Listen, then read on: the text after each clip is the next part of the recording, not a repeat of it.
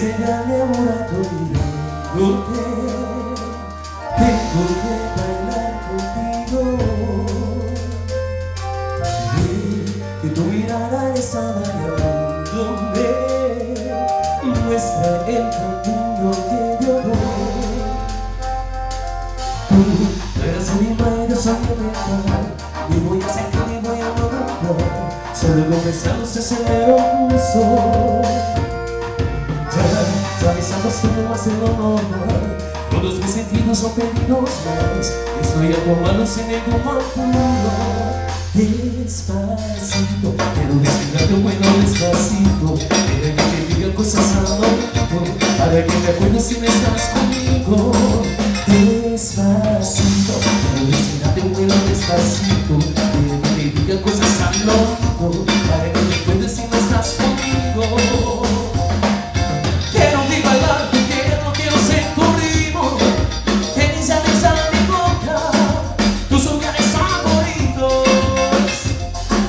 Déjame sobrepasar tus zonas de peligro, hasta provocar tus gritos y te olvides por peligro.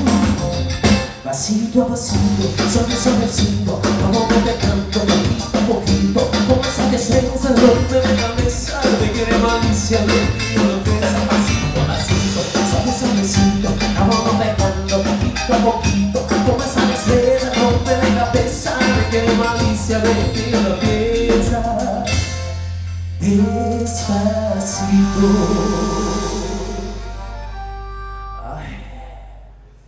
Estamos de volta com o programa Melhor de Tudo. Você pode aproveitar para acessar as nossas redes sociais, através do Instagram, @Programa Melhor de Tudo. Conheça também o nosso canal no YouTube, é só você procurar Programa Melhor de Tudo.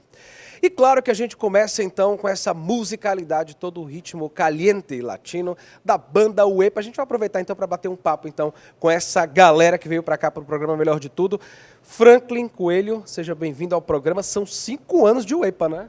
5 anos de banda Uepa, eu estou muito feliz porque hoje nós estamos mostrando para Teresina a história da banda Uepa, que é uma banda latina, uma banda que vem tocando esses hits, que são os hits do reggaeton, o caliente, e botando todo mundo para dançar, que é o mais gostoso da noite. Eu vou aproveitar para ficar aqui entre esse casal, na verdade, a Débora também, que acompanhou aqui toda através dessa dança fantástica, vai ficar com a gente durante todo o programa e a gente vai já conversar com ela.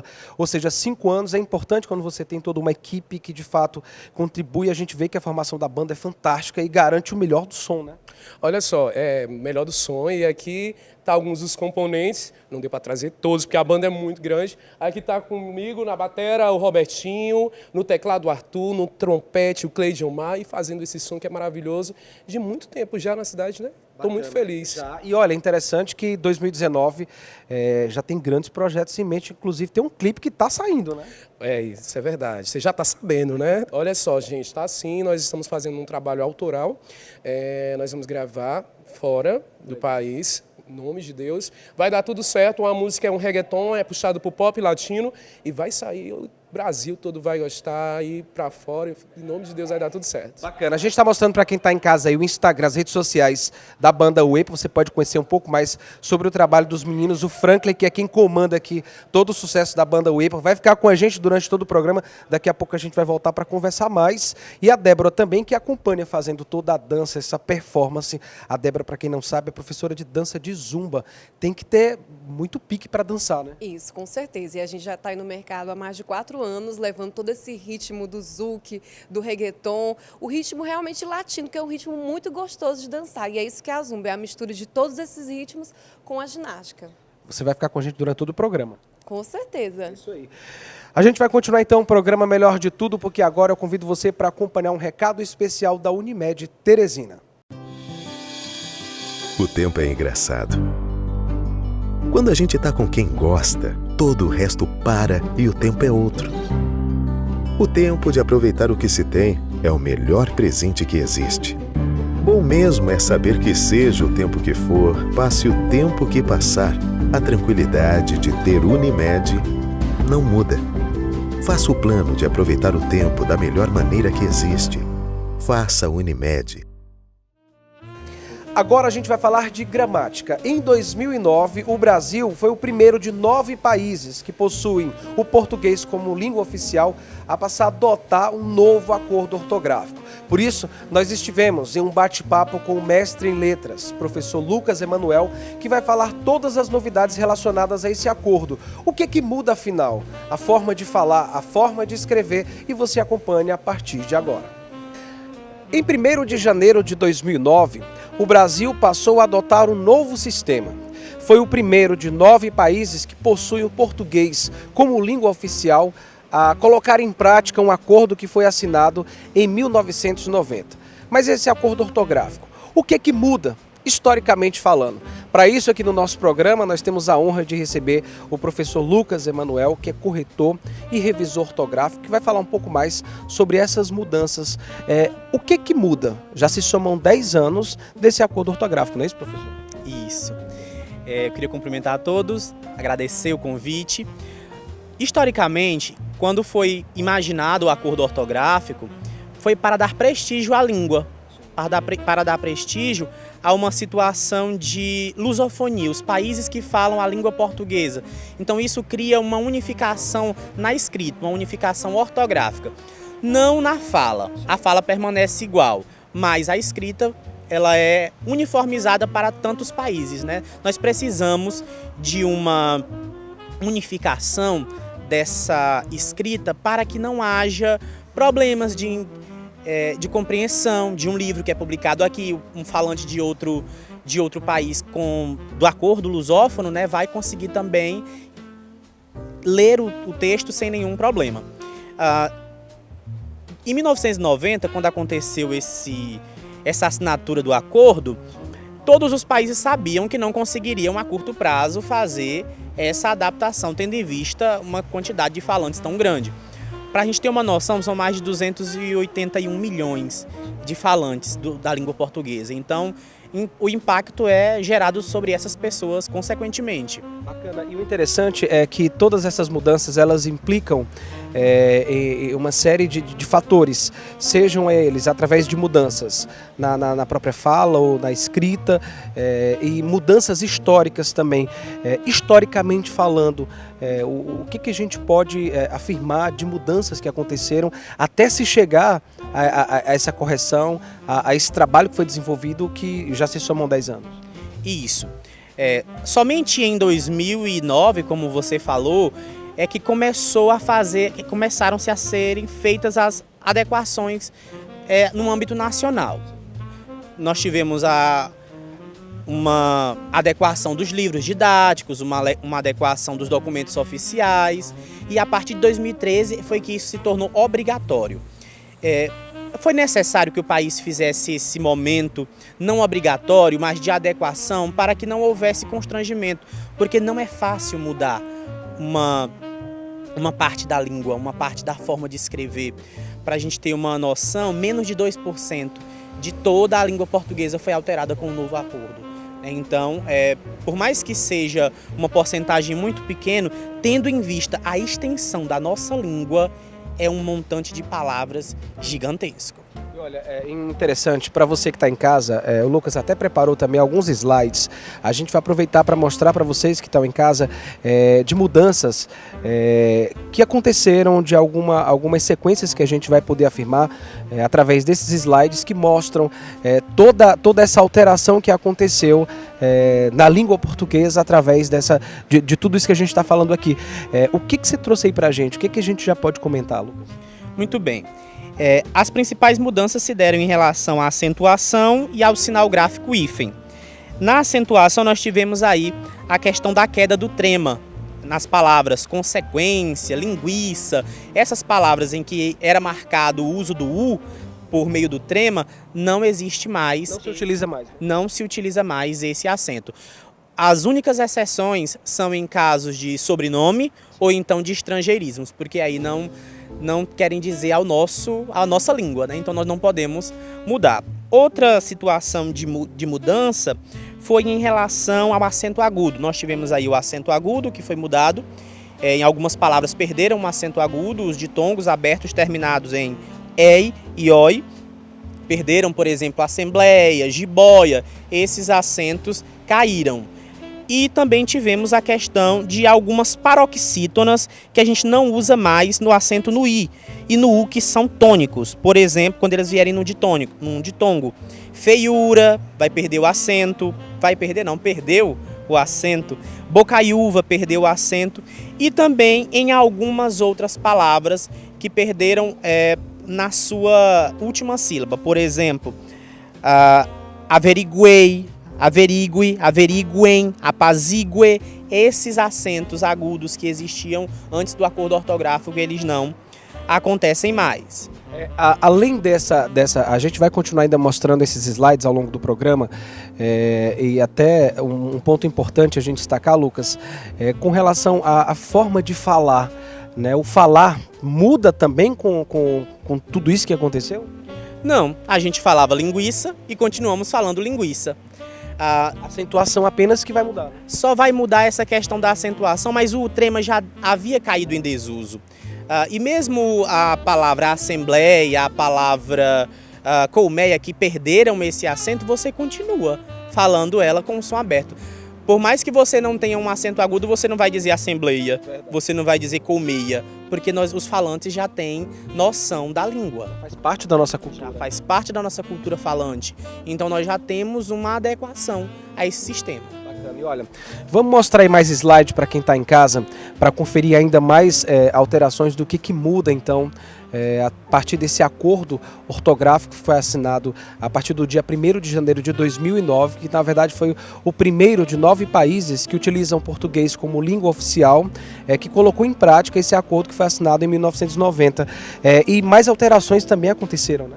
Sim, não tem como a gente destacar todas as alterações, principalmente em relação ao hífen, que foi onde mais houve situações, mas também passando do acento que é aberto, o agudo, vamos para o fechado, o circunflexo, que perdeu aí no acento diferencial, né? Só vai ser mantido em alguns casos. Por exemplo, vai ser mantido no pôde, o verbo na terceira pessoa, ele pôde fazer alguma coisa, ele vai ser mantido. Mas a palavra pode, ele pode fazer alguma coisa. Então, nós vamos ter essa diferenciação do presente para o passado, e aí a gente vai usar o acento diferencial. E também no verbo por, o verbo por vai ter o acento diferencial e na preposição não. Então, o que acontece? Essas palavras não mudam, mas na palavra pelo, na palavra para, na palavra pera, essas palavras que tinham acento circunflexo e acento agudo, para fazer essa diferenciação, o acento diferencial, ele cai, ele não acontece mais. Vai se dar simplesmente agora pela questão do contexto da fala, do contexto da frase. Você vai saber se ele está falando de um pelo de animal, de um pelo de roupa, ou se está falando do pelo preposição, ok?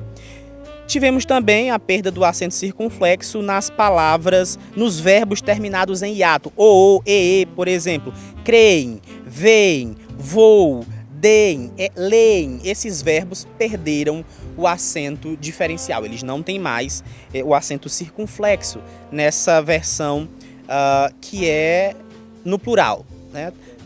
Outra situação muito importante para a gente é a questão da reinserção das 3 letras para que o alfabeto ficasse com as 26. O K, o W e o Y. Essas 3 letras, com o acordo ortográfico, elas passaram, né, a fazer parte mesmo, definitivamente, do alfabeto oficial de língua portuguesa. Interessante também a gente destacar que todas essas mudanças, elas representam grandes benefícios para a nossa língua, né? Afinal de contas, quando acontecem acordos como que foi assinado em 1990, que agora a gente está aí comemorando, celebrando 10 anos, quais são os principais benefícios para a nossa língua, para o português, como consequência de toda a mudança que aconteceu? Principalmente pela questão da leitura dos documentos que circulam entre todos esses países que são de língua portuguesa. A impressão desses documentos, a impressão desses livros vai ficar uma leitura mais uniforme. A questão do prestígio da língua de forma internacional, para não haver disparidades entre os documentos oficiais, entre os livros. Então, a nossa língua, de uma forma geral, ela vai criando um status de idioma consolidado, porque a língua é conjunto de palavras, né, um conjunto de signos que tem regras. Já o idioma, ele tem um status de estado.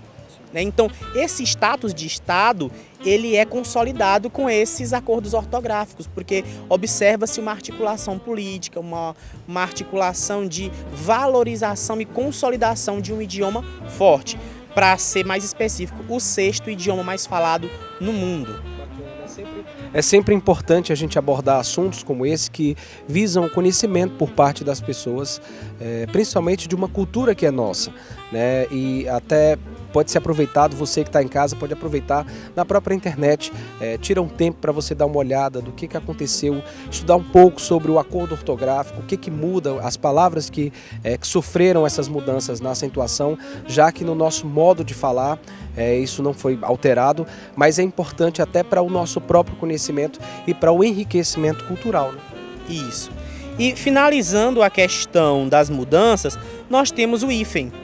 O hífen, nós perdemos o hífen nas palavras que terminam em vogal e começam em vogal, que são compostas. Por exemplo, anteontem, antiaéreo, autoescola, infraestrutura. Já não se usa mais. Não se usa mais o hífen nessas palavras. Mas em palavras que terminam com a letra I, ou então em palavras que tem um prefixo e a próxima palavra é começada por a letra H, nós temos o hífen. Por exemplo, anti-higiênico, mini-hotel, sobre-humano, ultra-humano. Nessas palavras a gente também vai ter o hífen. E com o novo acordo ortográfico, as palavras que terminam com uma vogal e começam com uma consoante, essa consoante a gente vai dobrar. Por exemplo, antirreligioso, contra-regra, mini-saia, ultrassom. Perde o hífen e a gente só dobra essa consoante, ok? Nós tivemos também a questão da mudança de uma vogal, de duas palavras, quando a primeira palavra termina com uma vogal e a outra palavra começa com a mesma vogal. Nós tivemos aí um hífen agora para separar, para não ficar uma cacofonia. Por exemplo, anti-inflamatório, contra-ataque, veja que termina com a letra A ou termina com a letra I e começa com a mesma vogal na palavra sequente.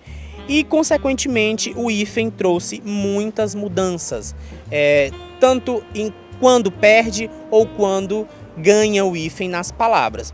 Outra situação muito importante para a gente são duas adequações da linguagem que são muito utilizadas. Um sufixo de origem indígena, por exemplo, a palavra Amoreguaçu, Anajamirim, Capinhaçu, essas palavras ganham hífen.